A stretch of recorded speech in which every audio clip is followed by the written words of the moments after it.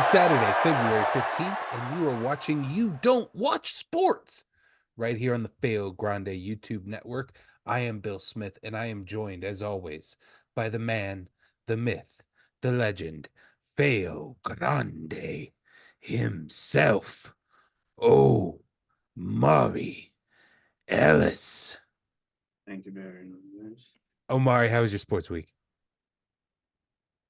It's been a sports week. Yeah. I mean, there was a game Sunday. That was okay. That was a way to start it. And, we keep it going with, it was solid. Solid. We had some good football this past weekend. Solid as a rock. We are going to cover 3 topics today in the sports world, just to sprinkle a little bit of sports information into your conversation. We're your guiding light through the sea that would be sports talk. Sports talk for dummies, the book, the show kind of vibes. Let's get it started right away with what any sport was. We're kind of in the let's be frank, this is one of the 2 slow times of the calendar year in sports. But we have one more thing to talk about in football, and that is the Superb Owl. It happened last Sunday. Omari, how are you feeling, buddy? Well, the Superb Owl was this past Sunday, and it was a game that went to overtime. But at the end of the day, the San Francisco 49ers suffered a humiliating defeat to the Kansas City Chiefs 25-22. And the Chiefs are now 2-time in the last 3 years. They're 2 times straight, back to back. That's a weird way to say that. Yeah, I realized as I said it. I wanted to say they're 3 They times. are 2 times in the last 3 years. They're 2 years straight. I wanted to say 3 times off the top of my head, but then I was like, no, 2 times. It's twice in a row. What is it? 3 and 5 years. 3 and 5 years. 2 in a Mahomes has row. won all 3 that he's been to, and no, he hasn't won all. He's been to 4. He Yes. lost 1. Yes, that he sounds lost right. 1. Yeah, but he didn't lose his first one like Brock Purdy did. So 49ers, I am sorry. You guys probably are never making it back. The quarterback lost his first Super Bowl. And if you look at the past few quarterbacks to lose their first Super Bowl, they ain't make it back. Often, they ain't in the league a couple years later. It's actually kind of crazy. Well, you had one particular guy who kind of felt like he was gobbling up a lot of the rings, and he starts to fade away, and in fact actually leaves. And it seems like we may just have another guy here that's just going to try and gobble up all the rings, and all the quarterbacks are going to go home unhappy. Yeah, like, hey, dude's good, right? Single-handedly leading his team, much like the previous guy, single-handedly leading his team to the Super Bowl. Like, some people may want to be like, he's just benefited from the system. He's got an offensive line that is so good. They never get a holding penalty in the Super Bowl. 0 in 3 Super Bowl wins. They play phenomenally. That is some supreme discipline to go 3 straight games with no holding penalties. Good job, offensive line. Good job showing up for the game. The defense, solid, but who gives credit to defense these days? Patrick Mahomes, though, he showed up and showed out. Definitely output. Like I said, he outplayed, and there's no facetiousness to this. He outplayed Brock Purdy. Showed the difference between being one of the first quarterbacks being drafted in the first round and being the last pick of the draft. But I told you after the first drive, I told you after the first drive, I told it to our friend of the show, friend of the channel, Big Bro Ibn. I texted Ibn, congratulations, after the 49ers first drive. I called it when the second Christian McCaffrey fumbled. I called it. I'm like, if even Christian McCaffrey can't hold on to the ball, y'all ain't winning this game. And sure enough, they lost. And they fired their defensive coordinator right afterwards, which is crazy. But right. Yeah. I I want mean, to it shout out was Steve Wilkes. I don't let's. know why you keep getting I screwed out think of coaching jobs. from context here, I just wanna like from the context of the way you're talking, it's not describing the insanely close game that it was. I said it was an overtime defeat. No, I know. No, and I that's said it literally was. all you I said said. in I reference to said that. they shoved, and I said it was 22-25.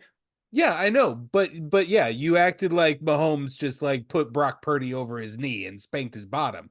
Like this came down to literally the final seconds, the final One drive. of them had This 2 touchdowns. One of them, I don't think he even had one. I think his receiver like threw a literally the touchdown. flip of a coin could have changed the outcome of this game.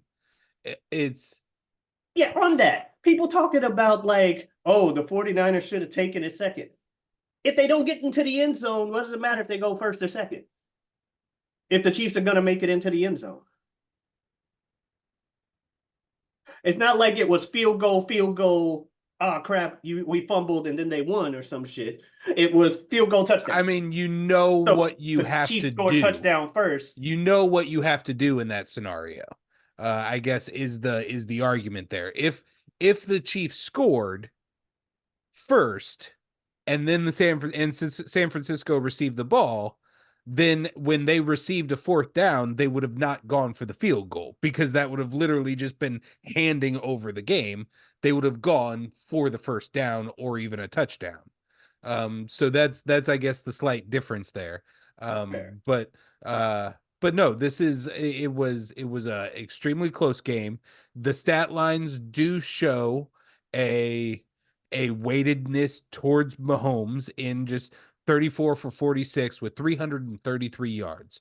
He did have an interception, threw for 2 touchdowns. You had Brock Purdy, 23 for 38, 255 yards, 1 touchdown. He is handing it off a little bit more than Mahomes does, as Mahomes led the rushing yards for his team. But no, this was an insanely close game. Came down to the wire, and I I'm afraid that this could only be the beginning. Oh, they're the new Um, Patriots. It is what it is. They just don't cheat as much. their wide receiver core is young. Their defense is young. Yeah, no, they're the new Uh, Patriots. It is what it is. I told Linda, like congratulations. The next 15 years are going to be great for you. it is. I don't know about 15, I mean, but like they're going to be good.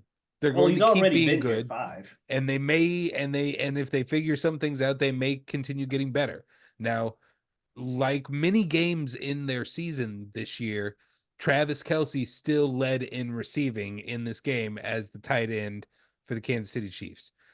Travis Kelce is getting up there in years. His brother is likely to retire this offseason.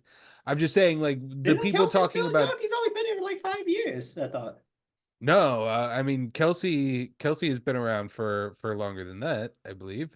Oh, I thought he came Because in like around the same time Mahomes did.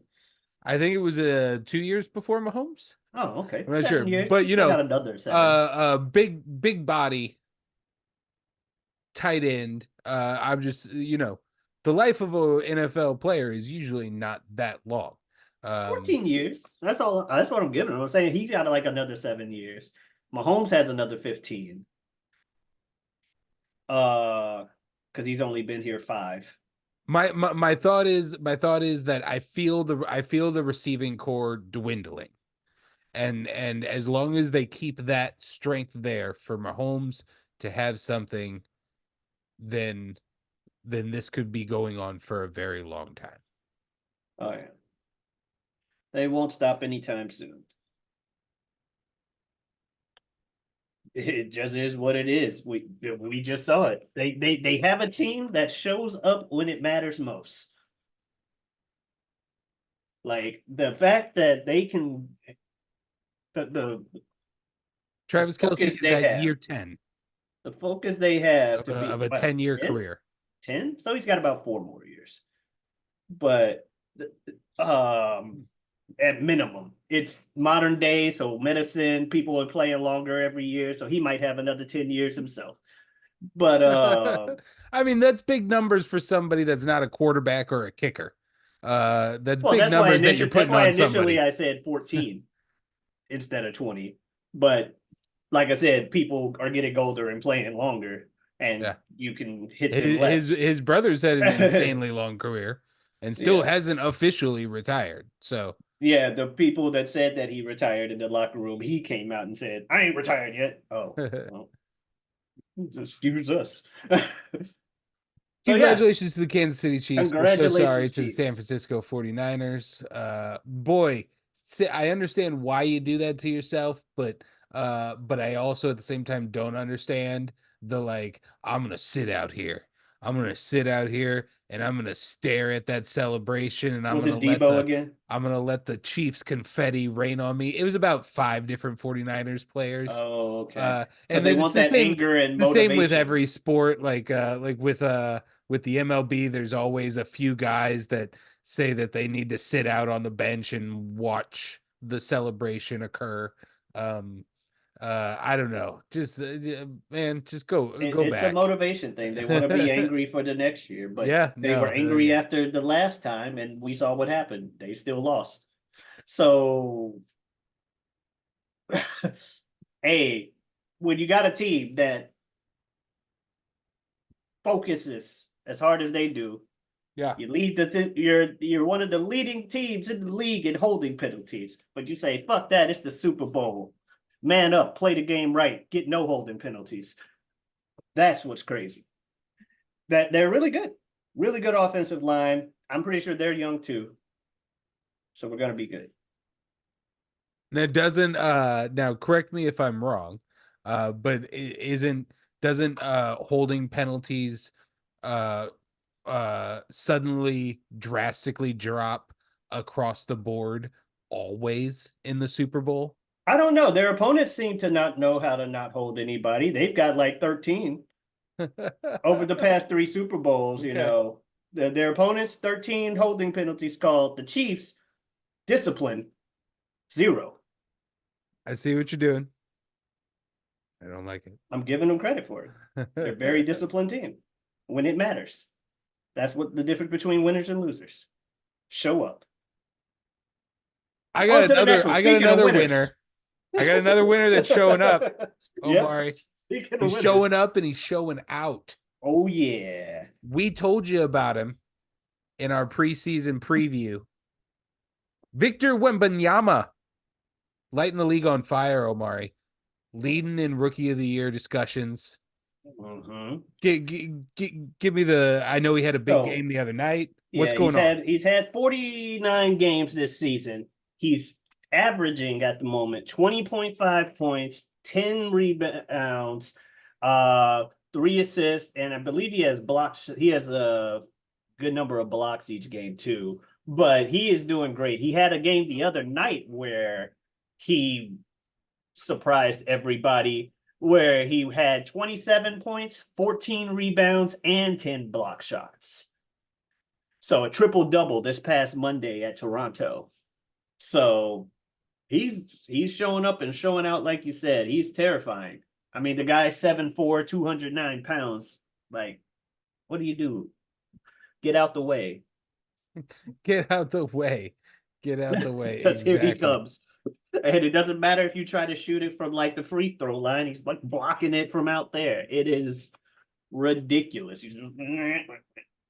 But Now, yeah, go ahead. now, when we, in the full disclosure in the prep for this show, now you said you kind of led to like if only he wasn't on the Spurs. Yeah, I just don't like watching the Spurs. I don't hate them. They're just not a. That's not. They're just associated with being a really well ran but boring team. Victor Wembanyama probably makes them more entertaining to watch, but then but for me, when I think about, oh, I want to see a game, I don't really want to watch the Spurs. That's unless they're playing like other teams. You know what I mean? Like, oh, a Yeah. Warriors game for someone who's a casual sports fan like myself. The Spurs don't necessarily appeal to the sports casual, but they should, and they probably will continue to, because this boy Wimbenyama is going to keep getting better because this is just his rookie season. So eventually it will be just you can't look away if you want to because it's the playoffs, homie, and they here. They're here every year. It's Yeah, like the I Duncan mean, times. It's like, oh, well, like them or hate them, you want these 80 to 75 games? Well, too bad. Here's the Spurs. They're here, they're good, and they're going to be here for a good 6 years, just constantly doing this. So, and Wimbenyama, let's hope. Right now they're terrible. Right now they're terrible. But let's hope that they get, because you want to see the biggest stars on the biggest stages. And it feels like this guy's going to be something special. So, mhm, uh, as yeah, we talked about him at the beginning of the season, we're going to keep our eyeballs on Victor Wembanyama. Another thing I need to keep my eyeballs on, because I'm trying to get into this thing, is we got a tournament coming up next weekend, Omari. I need you to give me the breakdown on it. indeed. So, we mentioned before on the channel, in a clip that fighting games or esports are indeed a sport, even if they're not athletic. They are a competition and they are a sport. And as such, speaking of which, this is a historic event coming up next week, Capcom Cup X, where the winner will get $1 million. Biggest payout for a fighting game tournament yet. And they've just this weekend, I believe, going on is the last chance qualifier, and then next weekend or next week, February 16th through 25th, begins the group stages up to the finale of Capcom Cup X. And there was already some controversy, or not controversy, but some complaints from people because they did the seeding. It was random last night because they have like 8 pools, and 2 winners from each pool will qualify to the last 16-man bracket. And I believe the pools play like round robin. Everybody plays each other, best win and loss records, Mm-hmm. pool play like that. And there are some pools that they took from online players and stuff, but the pool that was on everybody's chart, Group F. Now it has some players, and I'll explain why Group F is as crazy as it is. There's a prodigy, like 17 years old. I think he got second place at last year's Capcom Cup, or at least placed pretty high. Oh no, he didn't get second place, but he lost to like 2 forever champs. You know what I mean? People that are big names. Yeah. Prodigy Ending Walker in that pool. In that pool is also a very good player named Kaba who plays Guile, one of the best Guiles in the world. He is known for being a teammate and best friend of one of the best offline players in the world who got second place at Evo, I think third place at another offline major, and then second place at 2 other ones. Each of these had like 700 to 1,000 people in them. Evo had like multiple thousand, and he got second. Mena RD is in this pool as well. So that's 3 killers in and of itself.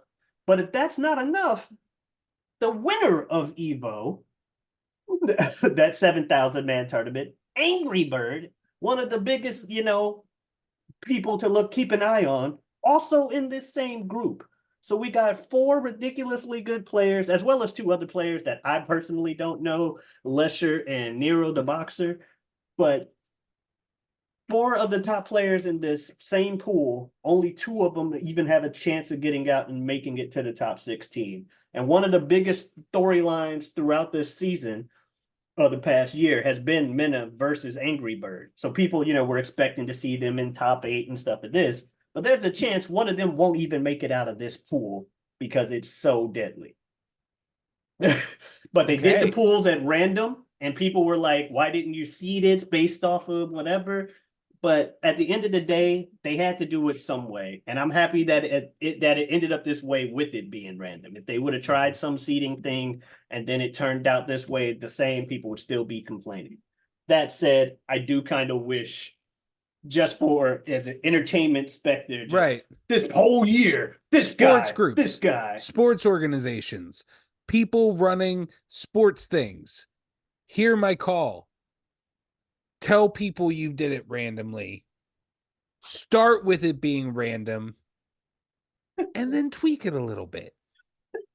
And then just tweak it a little bit, you Now know? they did it with lottery Like, yes, balls. we want to see LeBron versus Steph Curry at the Christmas game. Like, that's what the people want. Just make it happen. Don't make them play on March 3rd. Just make it the big game. Just do it. These guys, we want them. These are the leading crew.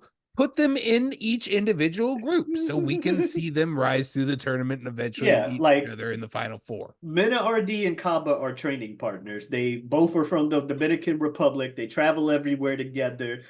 Kaba could often be heard screaming in the background of Mena RD matches.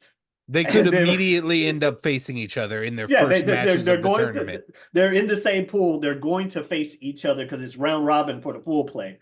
But one of them is going to have to make sure the other one can't even get a shot at the top 16. No, yeah, that's what I'm saying. Is like literally their first match could be against each other. Yeah. And it's like, what the hell? But it is what it is because people are like, what? You want preferential treatment? So how do I watch this? So you can watch it on Twitch on. Sorry, let me. So you can watch it on. Huh? And they're going to be playing Street Fighter. Street Fighter 6. Street Fighter 6. The newest Street Fighter game. Yes. It'll be on Twitch on Capcom's channel, Capcom Fighters. Nice, simple, all one word. CAPCOM Fighters. That'll be the Twitch stream that it's on. Nice. And I believe it's also on the YouTube of the same name, Capcom Fighters TV. All right. Yep. So yeah, it'll start next week on the 12th, I believe I said. Yeah, the 12th. Oh no. Yeah. Perfect. Sorry. Perfect. Now, if you want to get primed first on a little bit of Street Fighter action on Twitch before this tournament gets started, you can always head over. Okay, you were leading. Yeah, I didn't see the camera. And yeah, you can go over to my channel, Gio Tavi. You go over to my channel, Gio Tavi. It's the same as my Twitch. It is GIOTAVI. Come on in, stop on by. If you want to see more of the two of us on YouTube, obviously check out some of the stuff on our channel, like our show where we review movies back and forth, as well as you can catch me on the YouTube channel, Whatever We Want Podcast. I do a show on that channel, usually on Wednesdays, with a good friend of mine and good friend of the show, Super Jazz. Super Jazz. That's right. We talk about just that, as well as many other things. Bill, you got anything you want to say to the folks? Nope. All right, and it was 21st. I said 12th, 21st, because the 12th was for the date of when to watch. I said February 12th. That was a few days ago. So that's the 21st. Thank you very much, guys. See you later.